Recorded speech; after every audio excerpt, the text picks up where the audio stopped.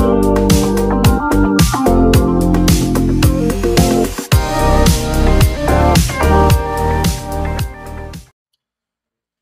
semua, salam sejahtera Malaysia. Selamat datang ke channel Vels Lifestyle. Tuan-tuan dan puan yang amat dihormati sekalian.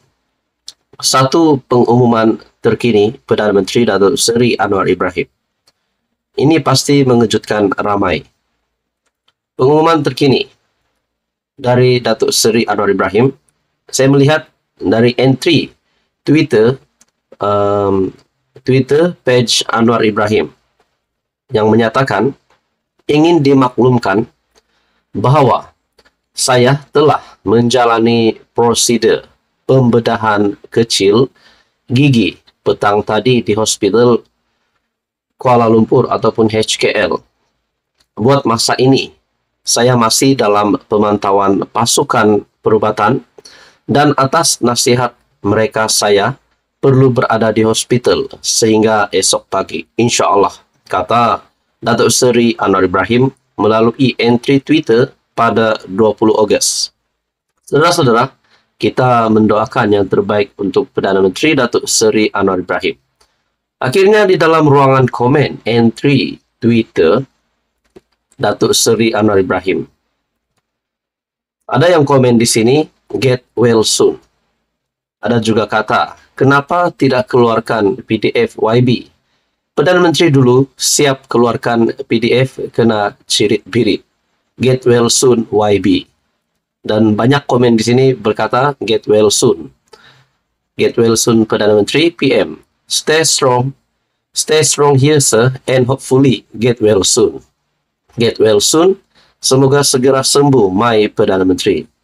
Semoga Datuk Seri Presiden sentiasa sihat, sukses. Jadi saudara-saudara, ini adalah satu pengumuman Perdana Menteri yang pasti mengejutkan ramai. Tetapi kita mendoakan yang terbaik untuk Perdana Menteri. Datuk Seri Anwar Ibrahim dalam satu kenyataan dari entry Twitter Anwar Ibrahim ingin dimaklumkan bahawa saya telah menjalani prosedur pembedahan kecil gigi petang tadi di Hospital Kuala Lumpur HKL.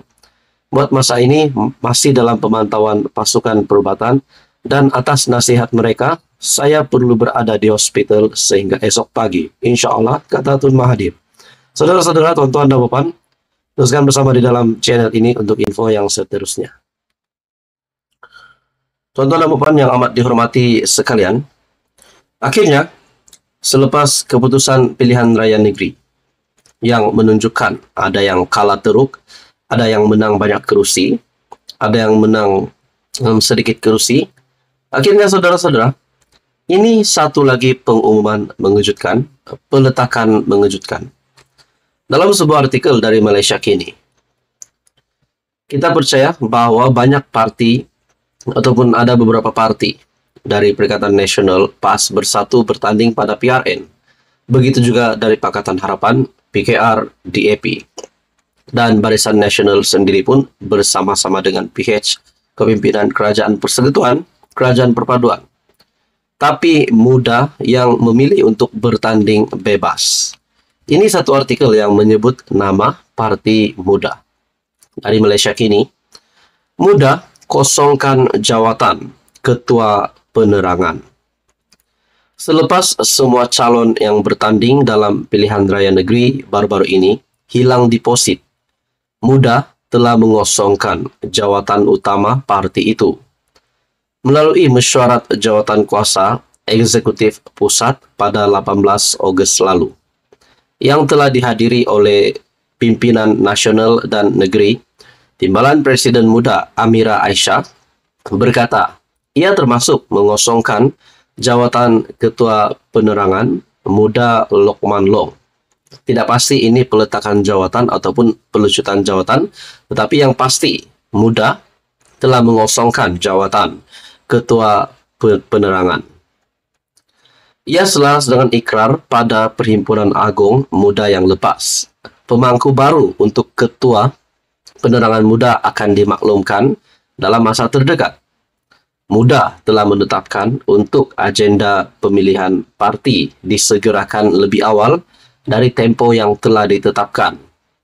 Ia bertujuan untuk memberi nafas dan muka baru parti dalam usaha untuk membina muda dengan lebih baik, katanya dalam satu kenyataan.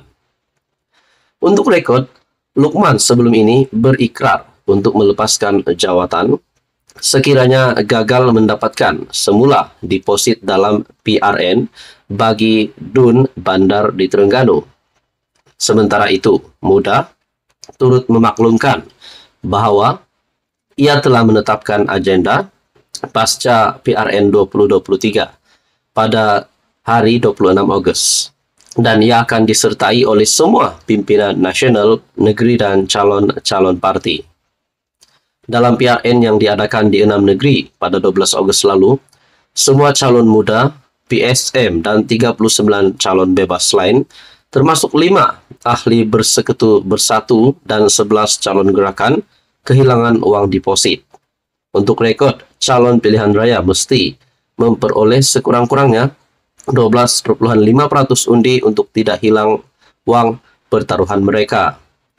Muda percaya bahwa ketetapan ini untuk menjaga kepentingan muda sebagai sebuah parti politik yang mengangkat idea politik baru untuk negara Malaysia, kata Amira dalam kenyataan. Saudara-saudara, artikel yang panas hari ini dari Malaysia Kini, Muda mengosongkan jawatan Ketua Penerangan. Sekian saja, teruskan bersama di dalam channel ini untuk info yang seterusnya. Mohon bantu channel ini dengan menekan butang like dan juga share serta subscribe. Halo semua, salam sejahtera Malaysia. Tuan-tuan dan puan yang amat dihormati sekalian, setelah berakhirnya PRN, setelah kita dapat melihat keputusan 3 sama, akhirnya terdapat satu persoalan yang timbul dari rakyat Malaysia. Kemana POM ataupun Proklamasi Orang Melayu yang dipimpin Tun Mahathir? Setelah kita melihat pada pilihan raya umum ke-15 yang lalu, kekalahan Tun Mahathir yang amat teruk, uang deposit tidak dapat dikembalikan, akhirnya Proklamasi Orang Melayu yang kita dapat lihat menyokong pembangkang PN. Tetapi pada PRN tidak ada satupun calon dari POM. Menurut satu ulasan dari Syahbudin.com, kemana Proklamasi Orang Melayu? Dalam sebuah artikel ataupun ulasan dari Syahbudin.com, selepas PRN berakhir, kemana Proklamasi Melayu? Ataupun kita boleh juga katakan ulasan ini, kemana Tun Mahathir pergi? Apa yang berlaku kepada Tun Mahathir? Ikuti saya dalam ulasan dari Syahbudin.com ini. Di sebalik keputusan PRN yang memperlihatkan PN, khususnya PAS, berjaya memperolehi majoriti undi Melayu. Dalam masa yang sama, ia juga adalah berita pedih buat Tun Mahathir Mohamad yang memperjuangkan Proklamasi Orang Melayu atau POM. Tanpa kelompok itu terlibat dalam kempen, cubaan meletakkan 17 nama sebagai calon tidak diendahkan. Tiada mana-mana pemimpinnya termasuk Tun Mahathir yang turun padang berkempen. Dan malah, Proklamasi Orang Melayu tidak pun menjadi sebutan sesiapa yang bertanding. Hakikatnya, Perikatan Nasional tetap berjaya meletakkan dirinya sebagai pencabar unggul kepada PHBN. Lalu kemana perjuangan POM, Proklamasi Orang Melayu selepas ini? Kalau diteliti, perjuangan POM ini digerakkan hanya setelah Tun Mahathir yang sebelumnya bersama Pejuang dan GTA kalah dengan parah pada PRU 15 lalu. Jadi saudara-saudara, setelah saya melihat artikel ini ataupun ulasan yang sangat hebat dari Syahbudin.com, adakah di sini setelah kalah pada PRU 15, Tun Mahathir meninggalkan Pejuang dan Gerakan Tanah Air? Adakah perkara ini akan berulang lagi untuk PRN dan Proklamasi Orang Melayu? Adakah Tun Mahathir akan tinggalkan Proklamasi Orang Melayu dan menamatkan riwayatnya sebagai ahli politik dan fokus menjadi negarawan. Nah, itu menjadi persoalan. Dalam artikel ini lagi, untuk itu, sekurang-kurangnya ada dua tujuan proklamasi Melayu itu digerakkan. Pertama, untuk menekan dan menjatuhkan Anwar Ibrahim. Kedua, untuk memperlihatkan Tun Mahathir masih relevan dalam politik negara, serta menjadikan dirinya ada tiket untuk bersama-sama dengan PN, yang merupakan satu-satunya blok pembangkang yang ada dalam negara ini. Berdasarkan keputusan PRU 15, di mana semua calon pejuang hilang deposit, Tun Mahathir sadar beliau tidak lagi boleh berjuang melalui blok ketiga, terutama dalam usahanya yang tidak pernah terhenti mahu menjatuhkan Anwar. Namun untuk beliau terus bersama PN, tentu ada sedikit rasa malu dalam dirinya berikutan perbalahan dengan Mahyadin pada 2020 selepas berlakunya peristiwa langka Sheraton. Setidak-tidaknya dengan menggagaskan proklamasi orang Melayu, rasa itulah yang akan terjadi setelah sedikit sebanyak menggerakkan proklamasi orang Melayu dengan pelbagai aktiviti. Pun begitu, berikutan Mahyadin kekal sejuk dan tidak menunjukkan jiwa sepenuh hati dalam pertemuan itu. Begitu juga dengan Hamzah selaku ketua pembangkang dan SU Agung PN Bersatu turut tidak berlebih-lebihan dalam memberi respon kepada proklamasi orang Melayu dan Mahathir. Sudahnya tidak apa-apa jalinan kerjasama yang berjaya terbina.